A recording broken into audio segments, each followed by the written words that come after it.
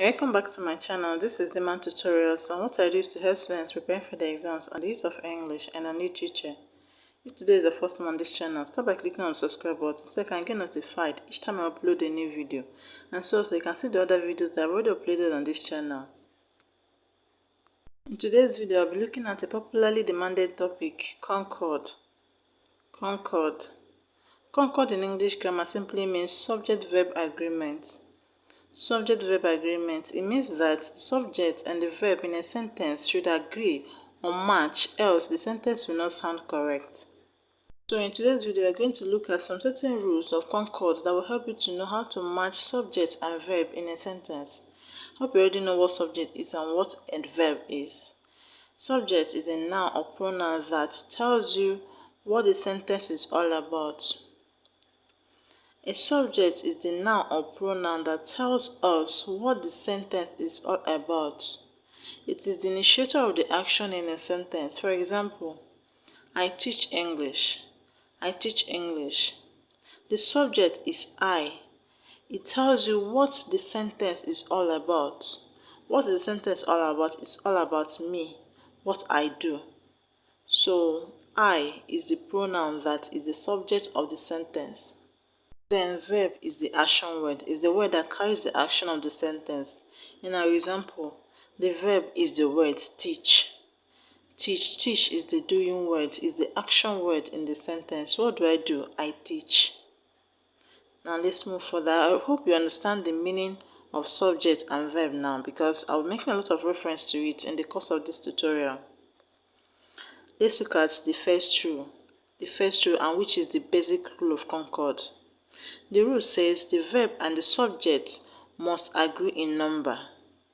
The verb and the subject must agree in number. That is, if the subject is plural, then the verb has to be plural as well. If the subject is singular, then the verb has to be singular as well. Please note that when s or es is added to a noun, you know that a noun is the name of a person, animal, place, or thing.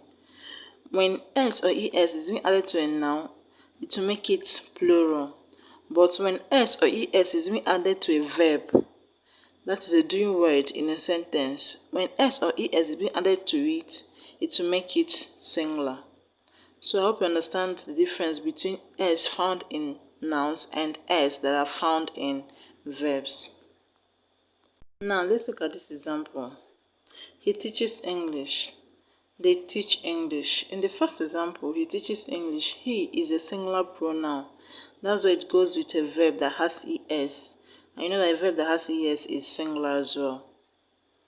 The second example, they teach English. They is a plural pronoun, and it goes with a plural verb, teach. Teach. The teach there doesn't have es, so it is plural. I hope you understand. Please note that it's only a third person singular pronoun that selects a singular verb. Third person singular pronoun like he, she, it, her, its. Third person. When you say third person simply means someone who is being talked about.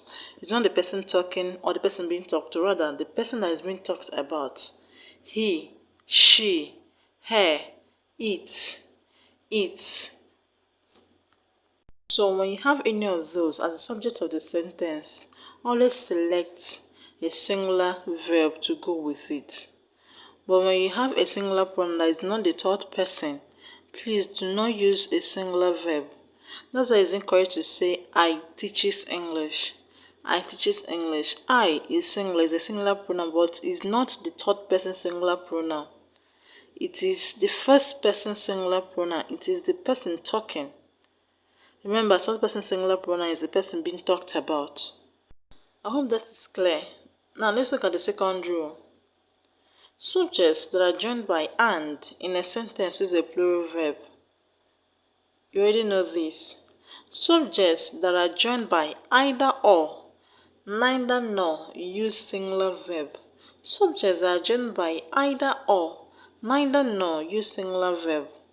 Let's look at some examples.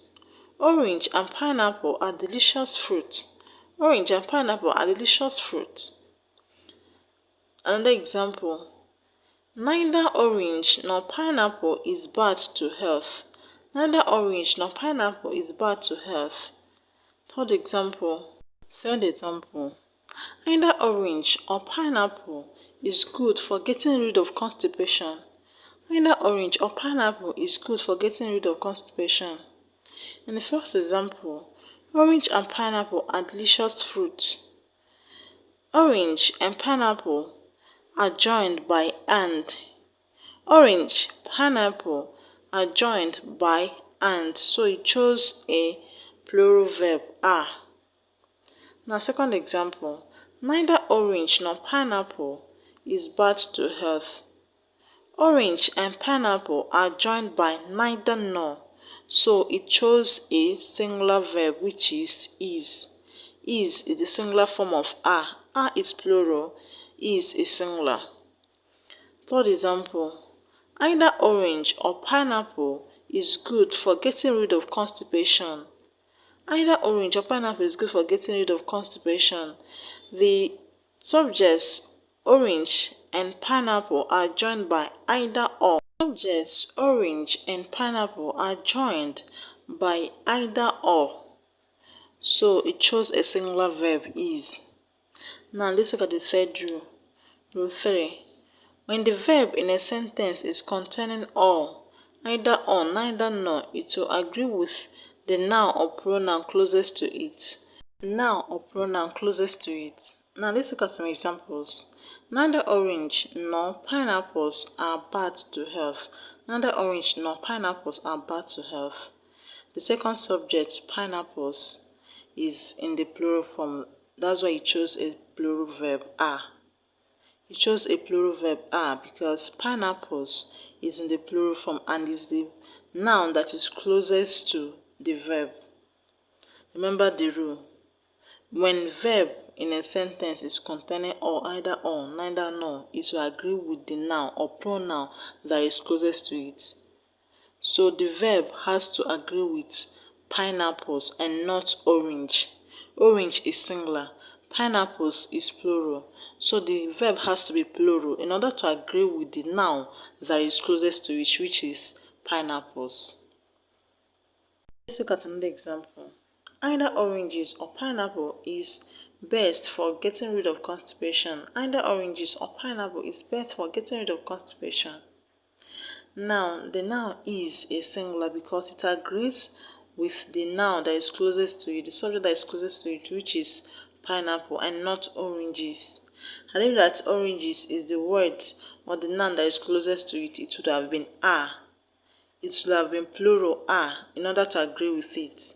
But because pineapple is singular, so the verb has to be singular. The verb that will follow has to be singular. Just like we have in the other example. In the other example, the verb is plural because the noun that is closest to the verb is pineapples, which is plural. Rule 4. When the subject of a sentence is followed by words like as well as, along with, besides, not, etc., ignore them and use a singular verb if the subject is singular or plural verb if the subject is plural. Now let's look at some examples. My father, as well as my brothers, encourages me to take my studies seriously.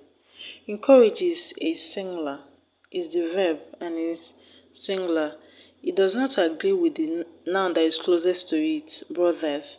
Rather, it agrees with the noun that is the subject of the sentence, and the noun that is the subject of the sentence is father.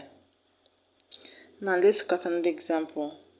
My sisters along with my friend are coming today. My sisters along with my friend are coming today. The verb are, which is the plural form of is, agrees with the subject of the sentence, my sisters. It did not agree with the noun that came after along with. Friend. Friend is singular, but our verb did not agree with it because it's not the subject of this sentence. Note that the subject of the sentence is my sisters. That's why it chose a plural verb, are, instead of is. Now let's look at the next one, rule 5. Rule 5. The relative pronoun like who, whom, which, that, whose, followed by a verb agrees with the noun that comes before the relative pronoun in number and in person. That is, the verb in a sentence will have to agree with the noun or pronoun that comes before who, which, that, whose, whom in a sentence. Let's look at an example or some examples. Obi is one of the boys who are brilliant in my class. Do we have a relative pronoun in this sentence? Yes. We have who in the sentence and we have a noun before the relative pronoun boys. So the verb that comes after the relative pronoun who will have to be plural because boys is plural. So that's why we said who are and not who is. Are is plural in order for you to agree with boys. Another example, it is I who am to blame for the incidents. Do you have a relative pronoun in the sentence? Yes, we have who. And before the relative pronoun who, we have a singular pronoun I. And after the relative pronoun who, we have a singular verb am. Am is singular. The plural of am is are. So am is singular in order for you to agree with the singular pronoun that is before the relative pronoun who. Another example. This is one of the houses which were built by my father. Do we have a relative pronoun in this sentence? We have which is a relative pronoun. And before which we have houses, and houses is plural. For that reason, we will have a plural verb after which is where. Another example. Obi is the man whose car was stolen. Do we have a relative pronoun? Yes, we have whose.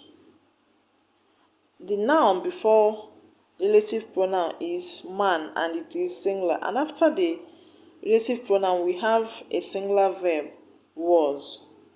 I believe that is clear now.